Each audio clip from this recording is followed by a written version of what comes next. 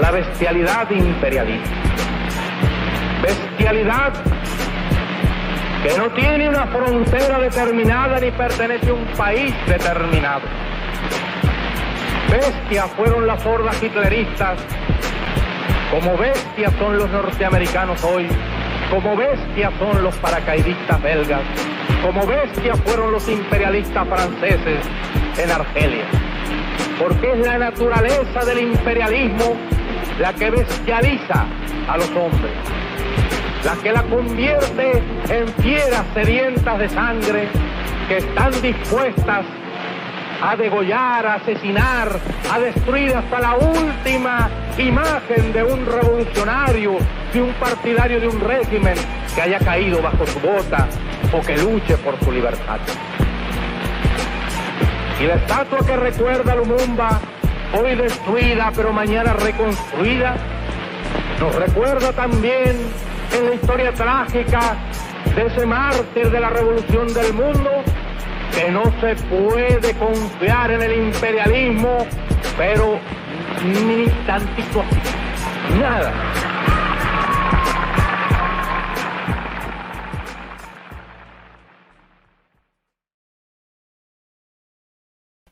What's up, everybody? Welcome to episode 5 of Unmasking Imperialism, attacking mainstream media, debunking the lies of corporate propaganda in mainstream news.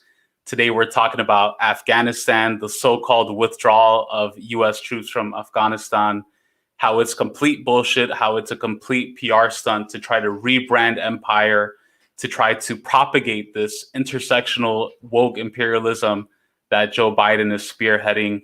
And today I'm honored to be joined by a good friend of mine, a good comrade, somebody who I respect a lot, Comrade Julie Varughese. Julie has served in an advisory role for the Black Alliance for Peace since it was founded in 2017. Shout out to the Black Alliance for Peace, one of my favorite organizations out there holding it down. She's also the coordinator of the Black Alliance for Peace's Solidarity Network, made up of non-African allies who support the mission of the Black Alliance for Peace. Julie is also on the organizing committee of a tenants association.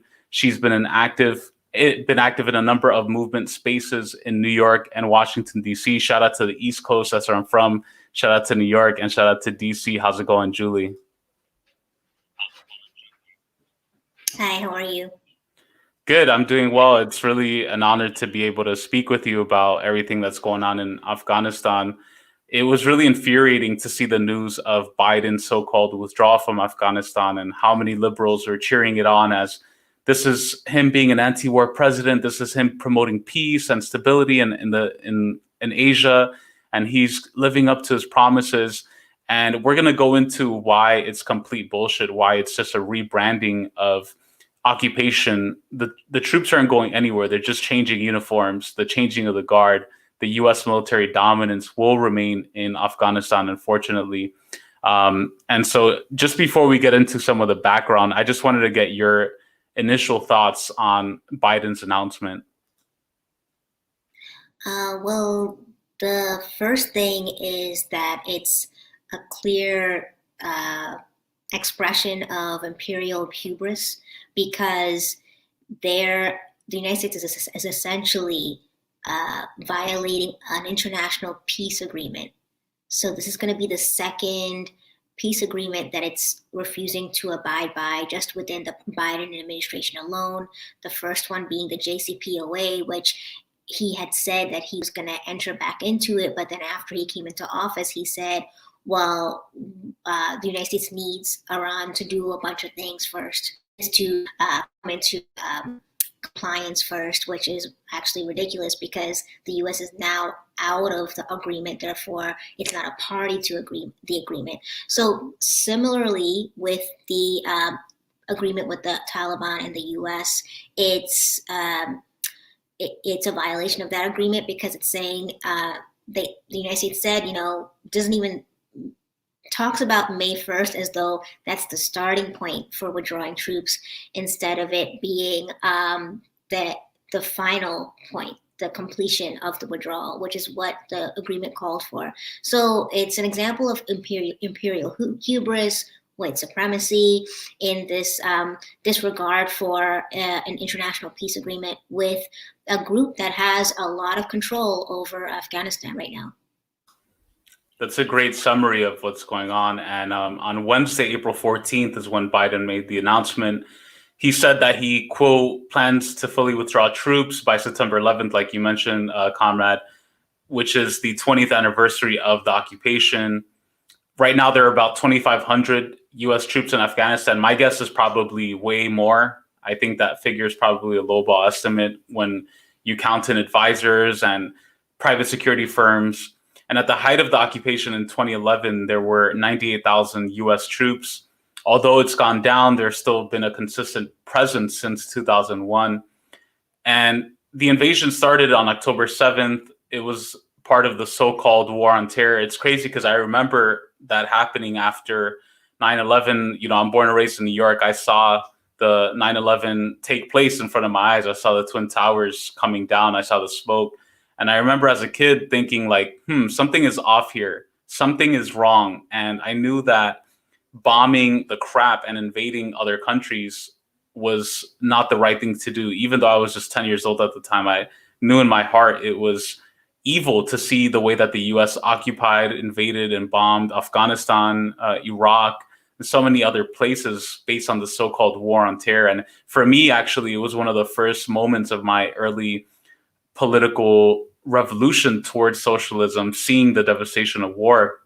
And so Bush, who was the president at the time, launched the offensive against the Taliban and Al-Qaeda, and it killed a lot of people. I mean, we're talking about over 100,000 Afghanis. We're talking about at least 2,300 U.S. troops. And unfortunately, in mainstream media and in U.S. media, it's always framed from the position of, oh, like the troops bring our boys home, and only caring about the troops. And it's like, yeah, any life lost is bad.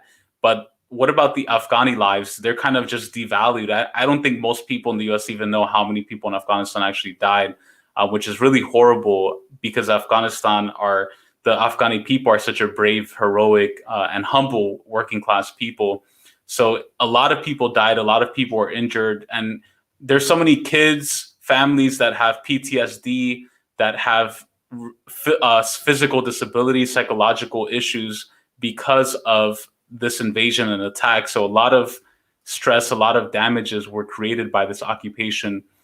And I think one thing that's interesting before we get into hearing straight from Biden about this so-called withdrawal, I think one thing that's interesting is we also have to frame this within the context of the opium crisis, because let's not forget Afghanistan forms part of what some consider the Golden Crescent in Southern Asia, where poppy and opium is produced. And in 2018, Afghanistan actually produced 82% of the world's supply of opium.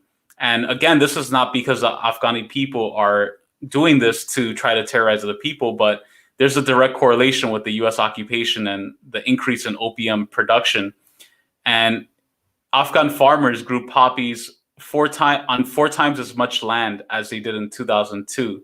And poppies are the plant from which opium is extracted to make heroin. And obviously, this is also connected with something with the rising opiate crisis in the United States that we have to talk about. This is something I saw online that was really interesting. Overdose rates involving opioids by type, United States, 1999 to 2018. And if we take a look at that, it's really interesting because look at the years. 1999, the overdose rates from opioids are very low. And this directly corresponds with the U.S. occupation of Afghanistan. And look at where it was at in 2018. So it's just to show you how there are really dark forces, really dark economic imperialist forces behind this occupation. Call me crazy. People say like, oh my God, you're insane to think that the U.S. is there for opioid. I believe that plays a big role in it. Obviously, we'll go into this later as well, the geopolitical positioning of Afghanistan and the war against Russia and China. But here's a clip from Biden talking about the so-called withdrawal of troops from Afghanistan.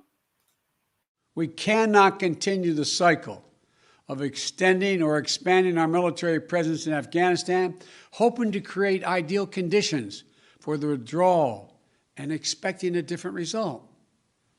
I'm now the fourth United States president to preside over American troop presence in Afghanistan. 2 Republicans, 2 Democrats. I will not pass this responsibility on to a fifth. After consulting closely with our allies and partners, with our military leaders and intelligence personnel, with our diplomats and our development experts, with the Congress and the Vice President, as well as with Mr. Ghani and many others around the world, I've concluded that it's time to end America's longest war. It's time for American troops to come home. When I came to office, I inherited a diplomatic agreement duly negotiated between the government of the United States and the Taliban that all U.S. forces would be out of Afghanistan by May 1, 2021, just 3 months after my inauguration. That's what we inherited, that commitment. It's perhaps not what I would have negotiated myself, but it was an agreement made by the United States government, and that means something. So in keeping with that agreement and with our national interest, the United States will begin our final withdrawal, begin it on May 1 of this year. We'll not conduct a hasty rush to the exit. We'll do it responsibly, deliberately, and safely. And we will do it in full coordination with our allies and partners.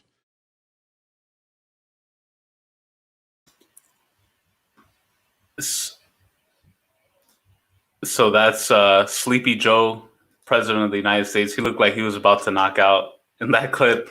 It's really sad and really disgusting to hear him say that about Afghanistan and try to claim like he's some peace president. Julie, your thoughts on Biden's announcement? Well, the first thing is that aside from the fact that he is, and the United States is violating this international peace agreement, I was just thinking about how Trump had said he was going to pull all troops out of Afghanistan by the end of last year. I don't know if people remember that. So that didn't happen. And I think that didn't happen for the same reason that he was, that his effort to end the war in Afghanistan was essentially sabotaged. The Russian bounty story came up last year. There was also this congressional litigation or congressional legislation that came out that was enacted last year that basically said along the lines of like, if it was something, I can't remember exactly what it was, so I'm not going to even mention it, but it was definitely something that sabotaged his effort to pull the troops out of Afghanistan and end the war in Afghanistan. The other thing, and the reason I'm thinking about all this is because Biden said in his announcement that, the United States is not going to do the troop pullout hastily. It's going to take its time and it's going to start on May 1st. And this agreement was signed 14 months prior to May 1st. So there was actually plenty of time. And the only reason that it didn't happen in the way it should have happened is because Trump's efforts actually were sabotaged along the way during his presidency. So now Biden comes into office and, January 20th to May 1st, that's a little more than 3 months. Yeah, that's a little more than 3 months. So that's like, he could, he can say, oh, it's not enough time, United States can't do it hastily. But, all along the way, there was no interest on behalf of the ruling class to actually to pull troops out of Afghanistan anyway. And, also I want to note that the September 11th official complete withdrawal date is in and of itself very symbolic because September 11th would be the 20th anniversary of 9/11. And like you, I was living in New York when that happened. I was a senior in college, actually. So I had like a different kind of experience. So, but the thing was that, with the what was it? Oh yeah, so the 20th anniversary of Afghanistan of 9/11. So the interesting thing about that is that it's symbolic because Afghanistan didn't have anything to do with 9/11, but 2 weeks later they already got forces up in that country. So that, and then the official war started in October. So it was it's like it was not even, it had nothing to do with Afghanistan, and yet Afghanistan was pulled into it. So the withdrawal date being September 11th ties it symbolically back again to 9/11, and it's almost like Biden is signaling, look, the war on terror has been won. So that's one thing, and I think that's what I get out of just what I got out of hearing that. Yeah, it's really frustrating because I remember after 9/11, just there was so much nonsense. Like exactly like you said, first of all, Afghanistan was not even part of that. Iraq didn't have weapons of mass destruction. And living in New York, it was really infuriating to see so many racist attacks, especially against Sikhs Sikhs from northern India, Punjabi people who are not in any way connected to it. I remember seeing that, and that was something that really was disgusting to me, to see how many people were being attacked, how many people were being pillaged and beat up just for having a turban, because people associated that with Afghanistan, which didn't even have anything to do with what was going on in September 11th. And there was just so many levels of fuckery and nonsense from US imperial arrogance that really woke me up to what was really going on. And earlier today, you shared a really great article on the Black Alliance for Peace list server. Shout out again to Black Alliance for Peace, and shout out to everybody who's watching and listening, by the way, to Lowell, to Dust, to Orlando, to everybody who's watching and listening. There's a really interesting article that you shared. Let me see if I could pull it up. CIA head said to have made unannounced trip to Afghanistan. So I just want to read some of this and get your thoughts, because there was some really interesting stuff, interesting information that was on here that I think was kind of behind the headlines. CIA Director William Burns made a recent unannounced visit to Kabul, a senior politician and a well-placed public figure told the Associated Press. Separately, a senior former Afghan security official deeply familiar with the country's counterterrorism program said 2 of 6 units trained and run by the CIA to track militants have already been transferred to Afghan control. The 3 men spoke on condition of anonymity. In Washington, the CIA declined to comment when asked about the director's schedule and the agency's role in Afghanistan. Further along, they talk about Burns recently told the U.S. Congress that neither Al-Qaeda nor Islamic State extremists have the ability to stage attacks against the U.S. Still, quote, when the time comes for the U.S. military to withdraw, the U.S. government's ability to collect and act on threats will diminish. That's simply a fact, he said, unquote. Burns quietly visited Kabul last weekend, the politician and the public figure said. They would not say whom Burns met with, but said some of the discussions addressed Afghanistan's preparedness after the U.S. pullout. Burns also reassured Afghan officials that the U.S. would continue to be engaged in counterterrorism efforts, or what they describe as counterterrorism. And later on, this is the part that Julie actually brought to our attention that was pretty interesting. The official said the CIA had been training and running Afghan special forces known as Counterterrorism Pursuit Teams, or CTPT.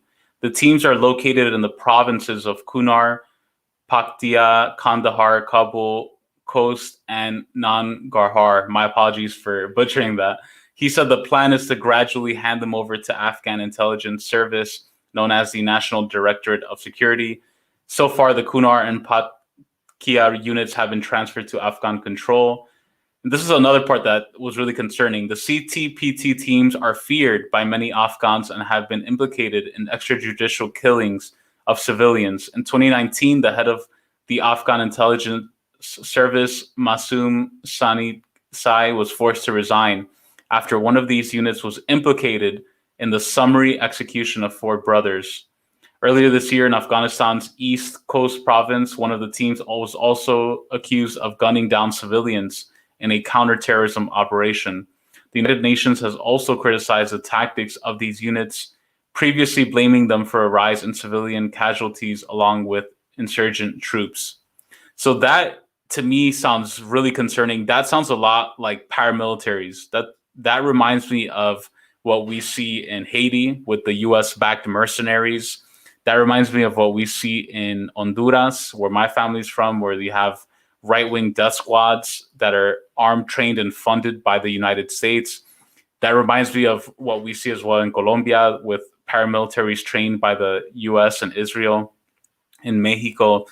And it seems like, to me at least, it seems like a privatization of military. It's not like the troops are going away. It's not like US military presence is going away. They're just privatizing it. They're just transferring ownership, changing uniforms, and putting a new face to occupation. What do you think, Julie? Yeah, right now, currently, even before the withdrawal really starts, private contractors outnumber U.S. military troops by a factor of 7 to 1 already. So it's already like a privatized war with just a little bit of, with like a sprinkle of like publicly funded troops there. Yeah, it's really disturbing. What's really disturbing also is that all these U.S. officials, aside from this anonymous source from Afghanistan, a lot of the U.S. officials are like out in the open about what they're trying to do, and that's what's really weird. It's like what's weird is that the U.S. public. I don't know what the U.S. public thinks about any of this, but aside from the fact that they support the U.S. troops, but the fact that Biden can say on one day, okay, U.S. troops are going to be pulled out on all of them by September 11th, and the very next day and subsequent days after that, the various U.S. officials from the CIA director to the commander, the head of the U.S. Central Command based in West Asia, they're all talking about, got to figure out a way to keep the U.S. presence there, whether inside the country or outside the country with bases in places like, maybe Tajikistan or Uzbekistan. And then, even saying like Frank McKenzie, who was the head of U.S. Central Command, also said that a couple of days ago that there could be like a U.S. surveillance drones that are like based in one of these countries outside of Afghanistan could hit targets in Afghanistan in a matter of minutes. So they're talking about all these different ways that they could still keep a presence there. So we have this article today with an anonymous source through the AP talking about, hey, the CIA has been training these essentially death squads in Afghanistan. That on top of the U.S. continuing announcing that $300 million package to Afghanistan. Plus it's talking about finding a way to base surveillance drones and whatnot. And actually, I had posted another article on my Facebook page, but it was talking about, and it's kind of old news, but it was just talking about how the city of St. Louis in Missouri the people there were rejecting the idea of surveillance drones. And it was a kind of a weirdly worded article because it was almost like saying, why don't people want surveillance drones? But it was from The Economist, so, whatever, right? So, yeah. But it was like, but the person who started that company that would be offering those surveillance drones actually was serving in Iraq, where the use of surveillance drones to find targets to kind of like kill was started in Iraq in battlefields over there during that war. So it just shows the connection between the war outside the U.S. that it wages and the connection and how that connects to the war being waged inside the United States against African and other colonized peoples. It also connects to the broader crisis within capitalism of the automation of war and of imperialism, because now instead of having to deploy troops and have people on the ground, boots on the ground, you can just fire up a robot, a drone, to do all that killing and work for you. It's less expensive. You don't have to feed a drone. You don't have to house a drone. You just have to pay for the technology and somebody to use it to operate the drone. And it seems like that's kind of the direction where a lot of this 21st century imperialist warfare is headed, where we're going to be seeing pretty soon, in my opinion, I think drones, even though there's so much talk about defunding the police and getting rid of police, I think, like you said, like this model of using drones that they're using in Africa, the Middle East, and Asia to bomb Black and brown people, they're going to start doing that in the hoods of the United States. You're going to see drones flying over neighborhoods, monitoring people, and even trying to target people, photograph people.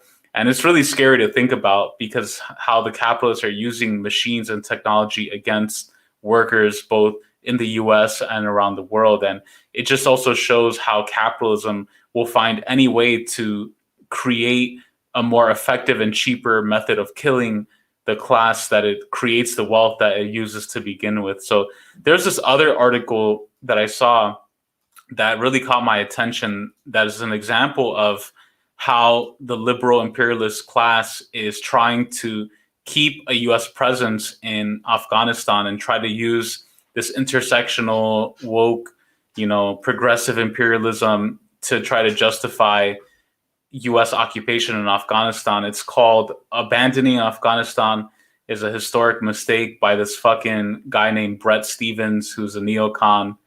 Fuck this guy. He says, leaving proves Osama bin Laden right. Eventually America cuts and runs. It's a really disgusting article. I'm just going to read part of it because I want to get your thoughts, because there are people who claim this, right? Who say, well, what about the girls? We need to stay there and protect the young girls. And, only we can be the saviors of Afghanistan from these barbarian people. It's really disgusting. So this fucking asshole, Bret Stephens, goes on to say, I boarded a flight from Dubai to Kabul alongside a team of Afghan soccer players, teenage girls in red uniforms, chatting and laughing much as they might have anywhere else in the world. I thought of those players again after President Biden announced plans for America's complete military withdrawal from Afghanistan. I hope they have the means to get out before the Taliban take over again, as sooner or later will most likely happen. The United States did not go into Afghanistan after 9/11 to improve the status of women. We did so anyway. Millions of girls whom the Taliban had forbidden to get any kind of education went to school. Some of them not nearly enough, but impressive considering where they started from and the challenges they faced, became doctors, entrepreneurs, and members of parliament. A few got to watch their daughters play soccer under the protective shield of Pax Americana, or American peace. Those women are now being abandoned. So is every Afghan who struggled to make the country a more humane, hospitable, ethnically and socially tolerant place, some by taking immense personal risks to help U.S. troops, diplomats, and aid workers do their jobs. As George Packer writes in The Atlantic, there are some 17,000 such Afghans waiting for the wheels of U.S. bureaucracy to turn so that they can get their visas. If Joe Biden wants to distinguish his immigration policy from that of his predecessor, he should sign an executive order to grant every one of those visa applications.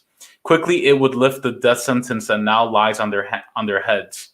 It would be in the best American tradition of welcoming political refugees from places like Hungary, Cuba, Vietnam, the Soviet Union, and northern Iraq. It would send the useful signal that helping America when America asks isn't the dumbest thing a person can do.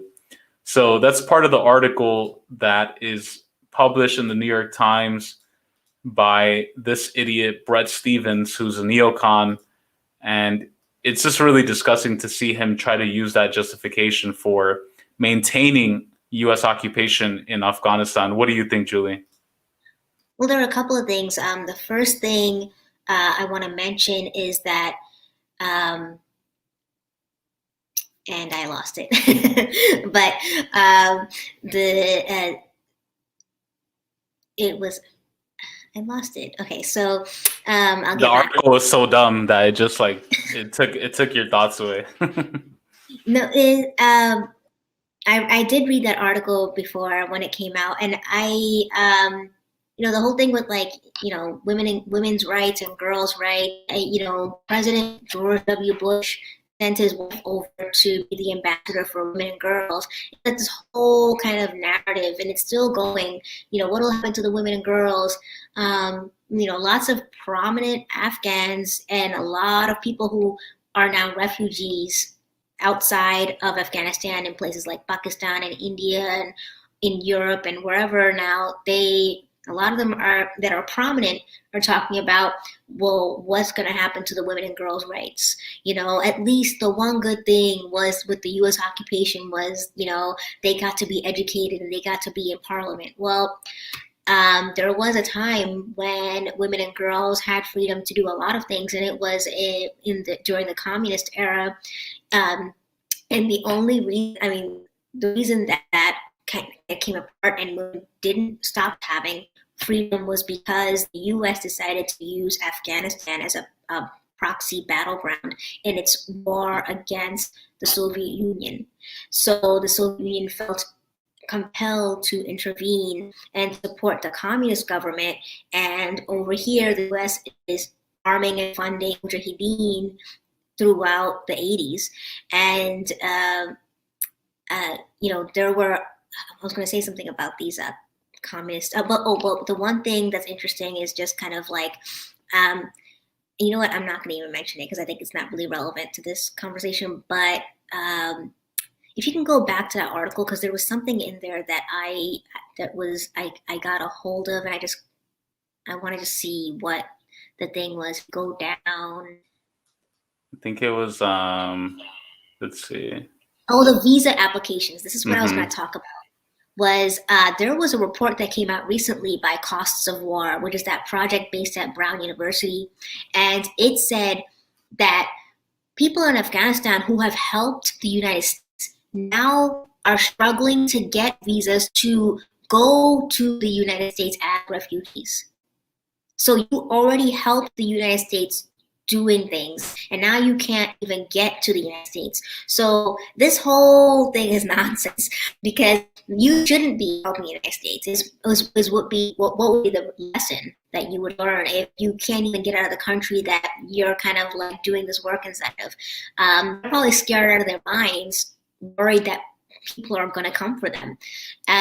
So that's kind of nonsense. And yeah, it's, it has long been a kind of a very successful narrative of the United States that, if you're not doing well in your country, you can come over here and you can start your own business, get educated, do whatever you want to do. And that's why so many people who come to the United States who are from places like former Soviet Union, Eastern Europe, India, wherever, they always say, oh my God, I love this country. It's just, it's part of that whole narrative of like, if it wasn't for the United States, where else can you do this? Where else can you just start a business and just be like, right?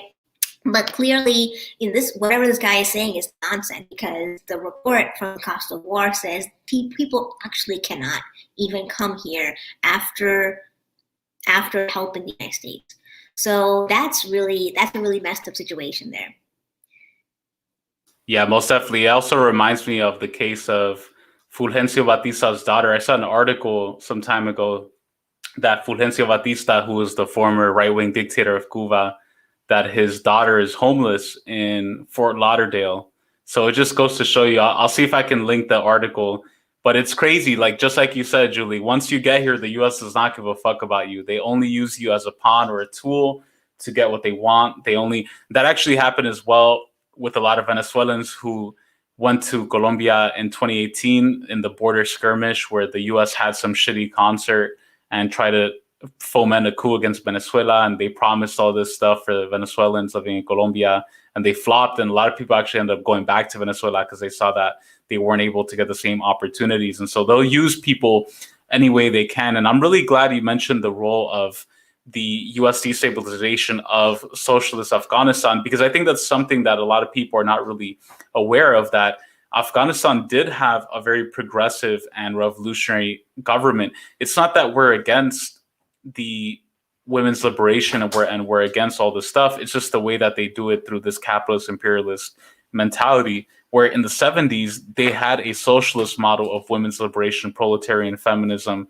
And from 1978 to 1992, Afghanistan was actually officially the People's Democratic, run by the People's Democratic Party of Afghanistan, the PDPA.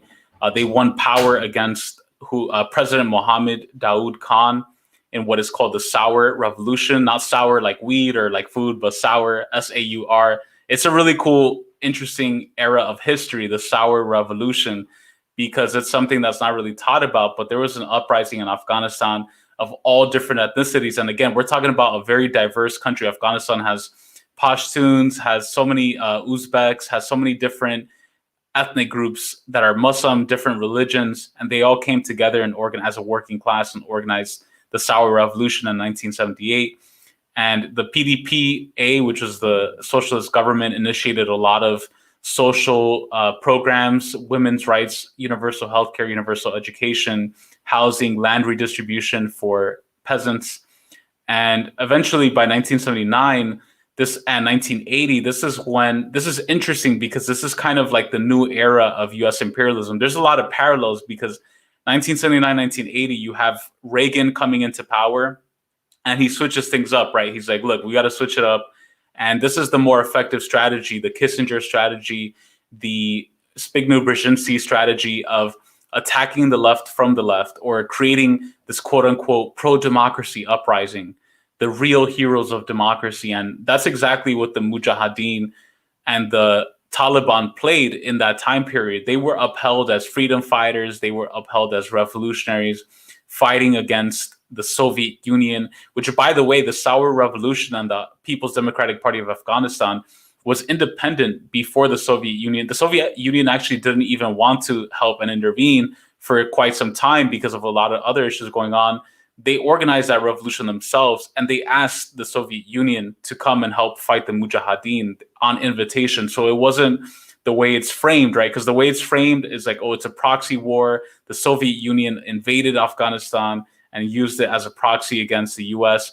And the socialists of Afghanistan wanted the Soviet Union to come and help fight against the Mujahideen, who were being supported by the US, who were radical, fundamentalist Muslims who come from the likes of Saudi Arabia, from the Gulf monarchies. A lot of the Mujahideen come from the Saudi royal family. Osama bin Laden was one of them. You know, he comes from a lineage of people who, Ibn Wahhab, who was a fundamentalist Sunni Muslim, who doesn't represent the majority of Muslims, but believed in this kind of ultimate strict interpretation of Islam that was anti-communist. And they used that against the socialists in Afghanistan, who led the People's Democratic Party.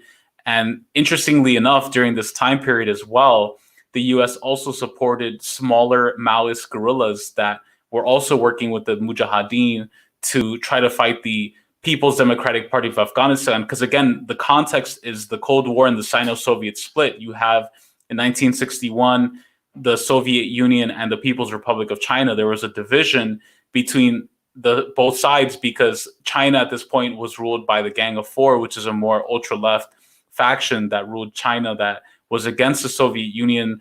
And in Angola, we saw something similar where the Soviet Union supported the MPLA and Cuba supported the MPLA as well. And unfortunately, the more ultra-left sect from China at the time, the Gang of Four, supported UNITA and the Maoist movement counterinsurgency against the MPLA in Angola to sort of serve as a fifth column against the Marxist-Leninist anti-imperialist movement. So I find that really interesting because 1979, 1980, around this time when the US is supporting the Mujahideen, the Taliban, they're branding them as freedom fighters, branding them as revolutionaries.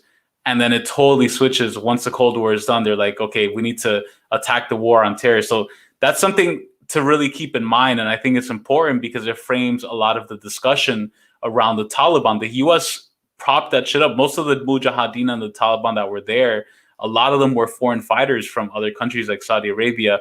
And so just before we get your thoughts on this, Julie, I just want to play a clip from Afghanistan. This is from 1979, the national anthem of the People's Democratic Party of Afghanistan. This is a glimpse of what socialist Afghanistan was like before the Taliban came in.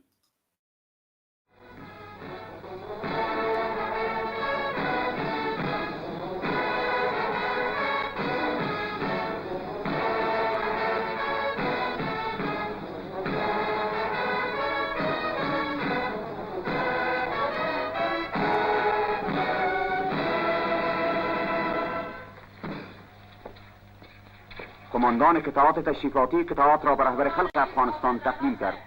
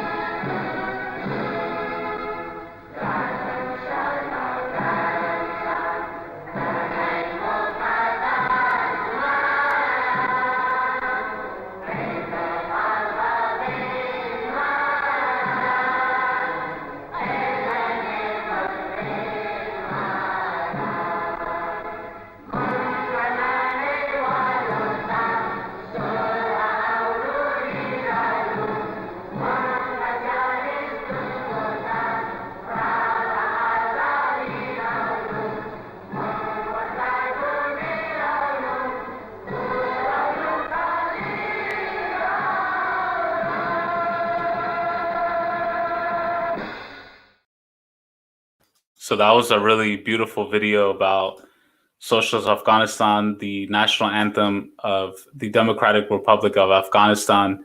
You see some really beautiful images, women wearing the traditional garb, people just chilling, having a good time, peaceful, no drama, no conflict, no violence, no war. Compare that to Afghanistan today, unfortunately. And it just goes to show you, this is also to debunk some of the racist stereotypes that people in the US have about Afghanistan, especially when Trump was describing it as a shithole country among other countries, where they have this notion that like, oh, they're just like that. They're inherently, by their nature, backward. They're inherently against women's rights. They're inherently this, they're inherently that. When in reality, the most reactionary sectors of society are propped up by Western imperialism. It reminds me of India, how the British propped up the caste system and they found an element of society that was becoming obscure, that was not really popular, and they propped it up and they elevated it in a way to maintain their imperial dominance. So, Julie, just your thoughts on what Afghanistan was like in the socialist era and how it serves as a model for the rest of the global South. Well, first I wanted to thank you because I didn't know that there were Maoist guerrilla fighters in Afghanistan, but that makes sense. But yeah, it's like, it reminds me of what the US has been doing, like you said, all these years, but it really reminds me also of what's been going on in Syria, where, the US has been backing all of these really not, these very kind of, do you want to call them extremists? But, people that you just don't want to mess with. And they're foreign fighters are coming from places like Egypt or Saudi Arabia or wherever to go to Syria, or people who are Arab who live in Europe who are like, I want to fight this holy fight and move to Syria to do that. And, that reminds me of, so what happened in Afghanistan reminds me of what happened in Syria, where, the US has perfected this because it's perfected it on a number of levels, because on one level, it's been able to wage these dirty wars, backing individuals, elements that seem to be democratic forces, struggling for so-called democracy, and then also backing elements that are very reactionary also, and even recruiting from outside of these countries that they're trying to subvert. And besides that, what was the other thing I was thinking about? It was like just kind of like, there's something else I was trying to I can't remember right now, but yeah. But basically, just like, it just reminds me of all of that. And Oh, and then the other piece of it is that the U.S. has been very successful in keeping its population inside the United States completely clueless when it comes to what's actually happening. So, and I don't want to say that the whole population is clueless. I think and I mentioned this on another interview that you watched with Jared Ball, where I think a lot of people in the United States don't actually trust the corporate media and the messages that they're getting from the corporate media. The problem is, though, is that they're not being exposed consistently to an alternative narrative that is actually based in the material reality. So I think just the U.S. has just been successful in its misinformation campaigns domestically, and that allows it to continue to wage these dirty wars abroad. And that's why a movement has to develop in the United States to end imperialism. Like it's going to take the people living inside the borders of the United States to really put a stop to it. Yeah. Oh, you're muted. My fault. I think that's a good segue into talking about how the war in Afghanistan is connected to the war at home against poor people, Black and brown people. Obviously, earlier in the conversation, we talked about opioid crisis in the US, how the occupation of Afghanistan, there's a direct correlation with the occupation of Afghanistan and the increase in overdoses of opioids across the United States, and unemployment, police brutality, violence. And I think the work of Black Alliance for Peace, again, shout out to Black Alliance for Peace, for doing great work at connecting it. Because like you said, I think there's in the US, there's a lot of recognition of problems here, which are good. You know, it's a good thing that people are recognizing police brutality is an issue, that poverty, unemployment, but it's never connected with what's going on around the world in countries like Afghanistan. And that model, in my opinion, they're looking to bring back here. That model of, like we said earlier in the conversation, it's not the troops pulling out, they're just changing uniforms. Now it's privatized, now it's private security firms. And I've seen that for myself in other countries, in Haiti and Honduras, all over Latin America and the Caribbean, where instead of having a city police or a municipal police or government troops, they just have private contractors doing that job. They have private mercenaries doing that, killing activists, killing anyone who opposes the capitalist class. And I believe that's going to happen. That is happening in the US as well, where defund the police is not going to necessarily abolish the police. It's just going to bring new uniforms and private security firms. That's why it's important to connect the imperialist war abroad in countries like Afghanistan with struggles here home in the United States, because we see what they're doing over there. They're using it as an experiment to bring back here, because that's how capitalism works. Whenever there's crisis, whenever the capitalists have less money to pay police, to pay soldiers, they're going to resort to things like drones. They're going to resort to private security firms. And it's just an example of that. So why don't you tell us a little bit about, I know recently you did some really great webinars and interviews with Jared Ball and Black Alliance for Peace. What's some of the work that y'all have been doing with Afghanistan, and especially recently with all the stuff going on around the occupation? Yeah, so the Black Alliance for Peace has a solidarity network, which is a group of people who are non-African allies. And so within that solidarity network, we have an Afghanistan committee, and that group of people has been doing research. So they did research on the role of NATO. They did research on the Afghanistan Study Group, which is this group of high-powered individuals that were reporting to Congress on giving recommendations to Congress on what to do with Afghanistan.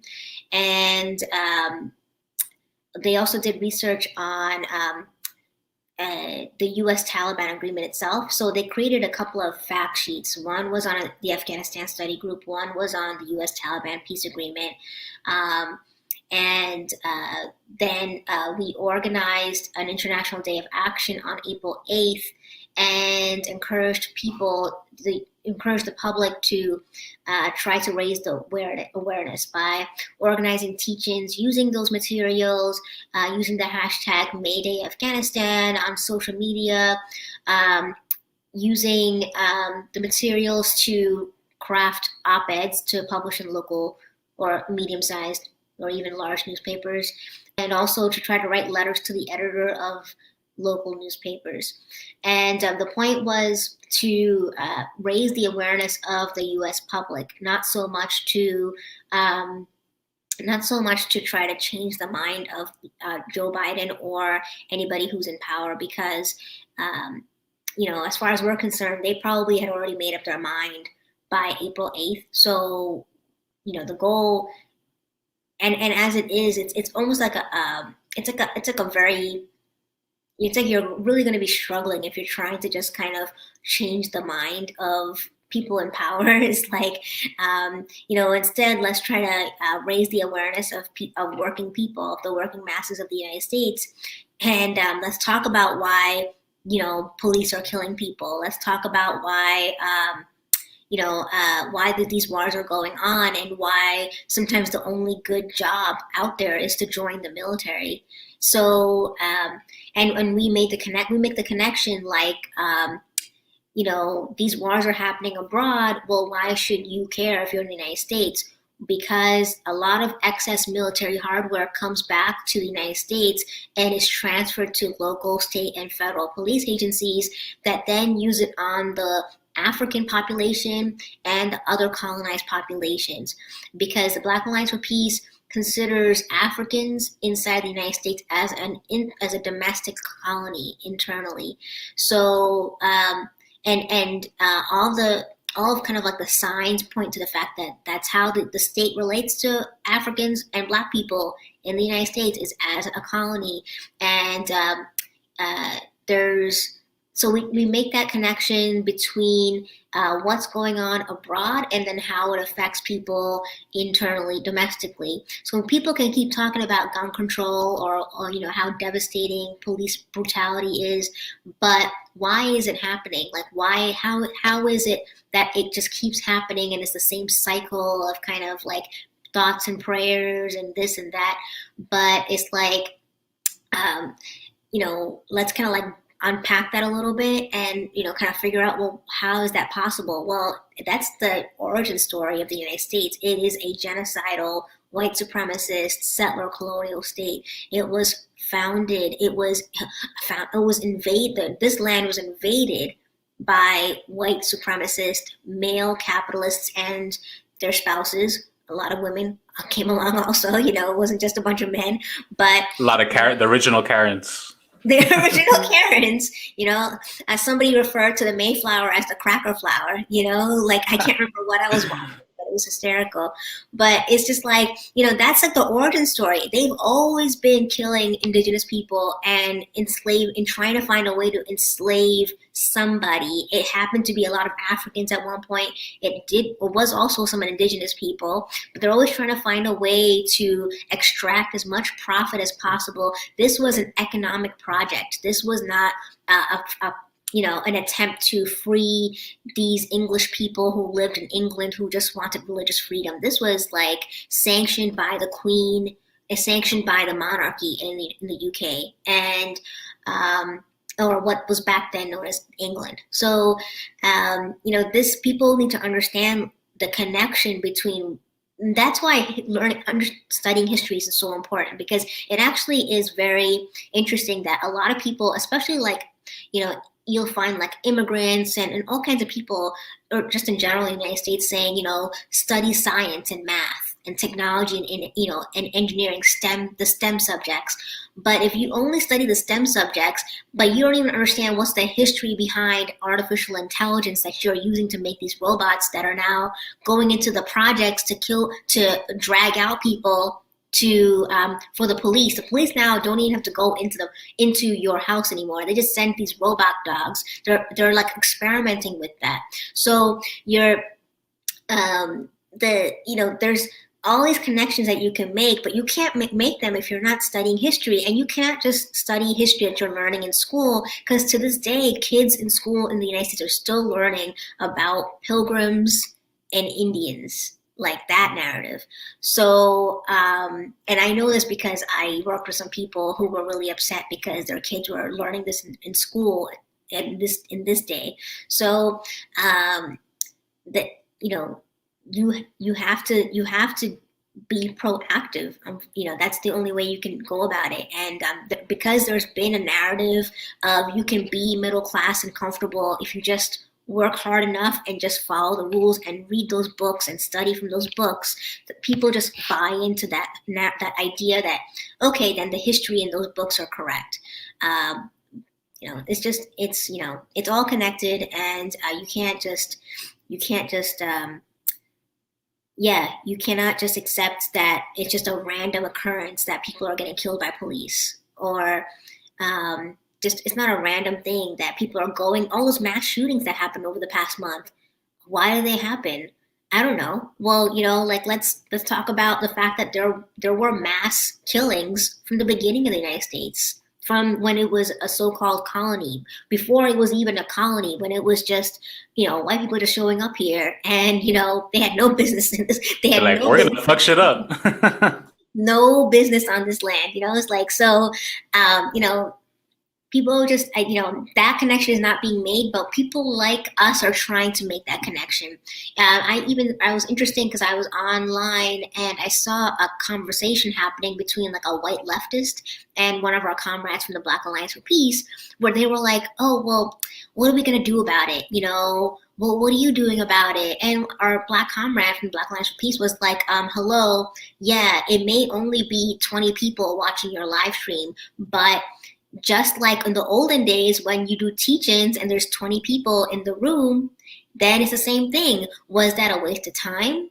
I don't think so. If you end up reaching 200 people or 400 people with your live stream after it's all done and said, that's actually really great, because that's 200 or 400 people who would not have otherwise gotten that information. So people keep criticizing, and you only need a few people to really cause a ruckus. A few people who are organized are much more effective than the disorganized masses anywhere. So I think that people really shouldn't discredit all this kind of political education that people like yourself do.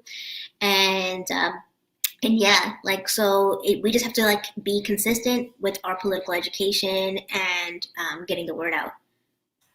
Yeah, I really appreciate that. That's really inspiring and good to hear. Especially, I liked your comments about the STEM. And as the son of immigrants, I can't tell you how my immigrant family is like, oh, I wish you were a doctor or engineer, but it's cool. I mean, I'm really into politics, and I love doing political education and media stuff like this. And it's important, like you said, the size doesn't matter at the beginning. The Cuban Revolution, like Fidel says, started with 82 people, crazy ass people going on a boat from Mexico to Cuba. And we had the Cuban Revolution, and they were successful. The Chinese Communist Party was 30 people in a basement of a girl's dorm, and they created the Chinese Communist Party, which is now the largest communist party in the world, the largest political party in the world, in fact, too. And so I was also interested in even talking about history, like decolonizing history and having a revolutionary perspective of history. I also think it's important as well to understand geography. Right now, we're looking at a map of Afghanistan and South Asia. Commonly, Afghanistan, they say, is attributed to the Middle East when it's actually in South Asia.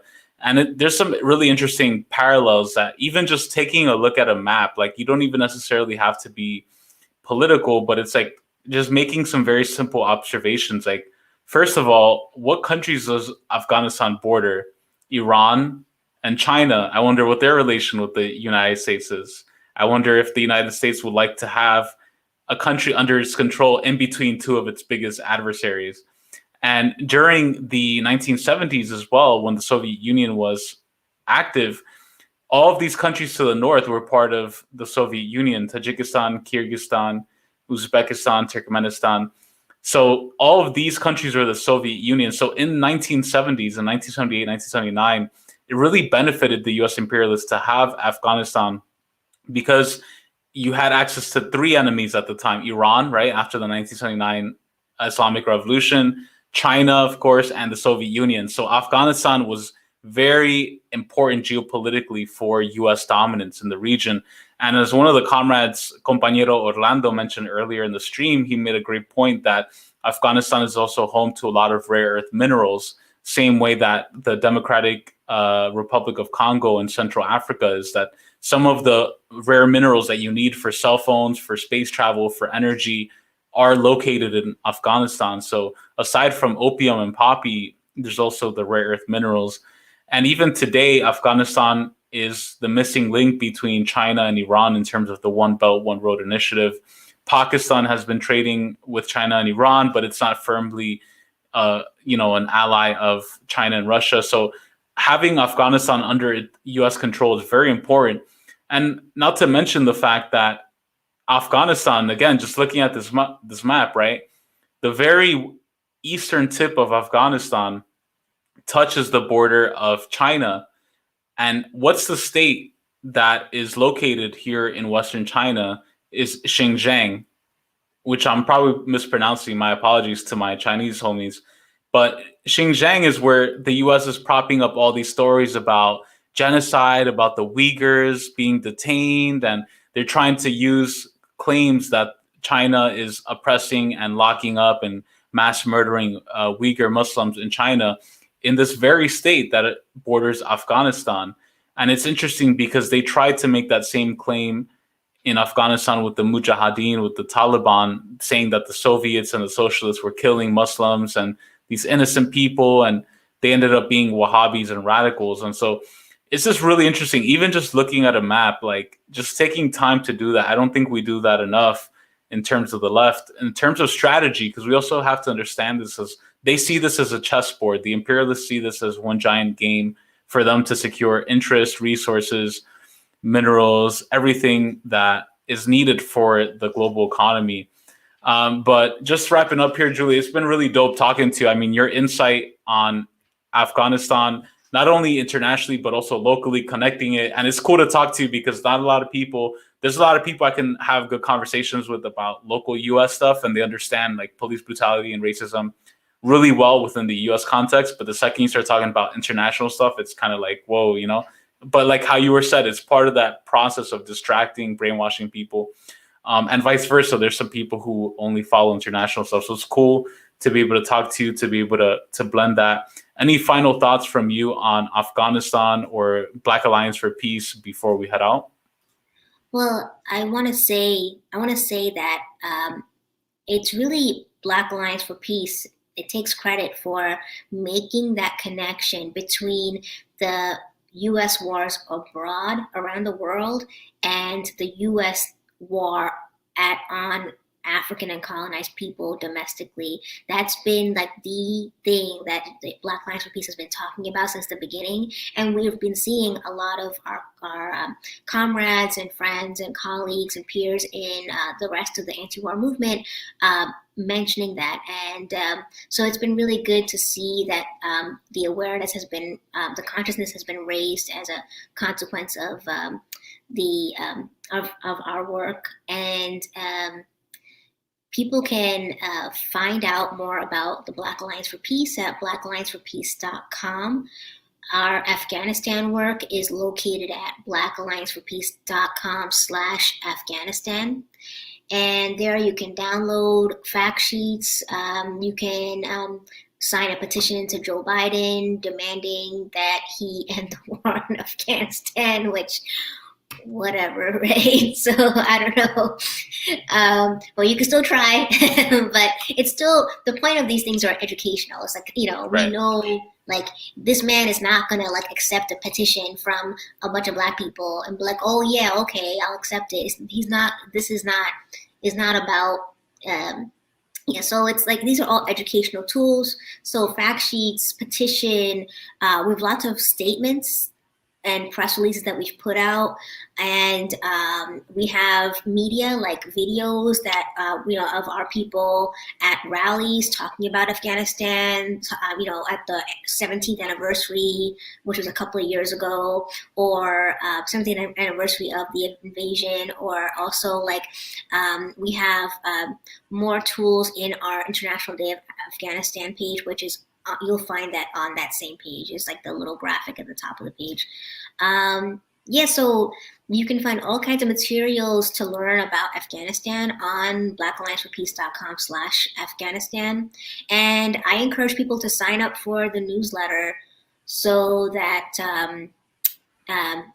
to sign up for the newsletter to stay in touch, because we do have social media accounts, but we have a lot of information, and it's like political education at the top of our newsletter every other week that we put it out, and along with listings of events that you may not hear about anywhere else, webinars, cool conversations like this one, and a lot of the press and media work that our members do through either the kind of alternative left ecosphere, immediate ecosphere, or even in more kind of mainstream outlets, but they may not necessarily be something that you see on US TV, like Press TV. We have a lot of people, right? So Telesur, etc. And I would also say we have a webinar coming up that people should sign up for. It is not live yet, unfortunately, but it will be live at bit.ly/Mayday Afghanistan. So the best way to learn to make sure that you're up to date on this is to sign up for our newsletter, because the minute we roll out that registration page for the Zoom webinar, then we will be emailing people with that link so people can register, and also it'll be on our social media accounts. So you can find us on Facebook, Instagram, and Twitter. So, and thank you very much for putting that link up there. So yeah, so it's not live yet, but it'll be live like tonight. So I just want to thank you so much for the time to explain everything and to talk about the Black Alliance for Peace's position on Afghanistan. Yeah, no doubt. It's really dope to speak to you, Julie. I love your cat, by the way. I saw your cat in the background crawling. What's your cat's name? His name is Comrade Kutupin. Oh, nice. Okay, cool. Yeah. So, and nobody knows how to pronounce his name, because it's like people in the United States, like they swallow their teas, like they make a dental tea, but it's like a different kind of tea. So it's like, but yeah, we can have a whole conversation about Comrade Kutapan. Okay. I gotta practice that. It's like a palatal tea. So it's like, if you think about like the classic Indian accent, then okay. say, like teacher, or like how they would say like total, the word total. Think about how like an Indian accent might say that. Then you would understand how to say Kutupin. Kutupin. That's what's up. I gotta practice that. Shout out to all my Indian comrades. I grew up with a lot of Indian homies in Queens, New York. And I was telling Comrade Julie, I was like, we gotta organize that delegation to Kerala. I'm so inspired by the CPIM and the amazing work they're doing out there. But maybe we could do that another episode. I'd love to have you back on to talk about the CPIM and the revolutionary communist movement in India, because in my opinion, India is one of the most badass places for communist organizing right now. And it's so beautiful to see that. Shout out to Brewski. Shout out to Orlando Dust, to my boy Nick, Flame of Liberation. Peace out, Julie. It was really great to talk to you. I hope you have a great day. All right. You too. Peace out. Bye. Bye.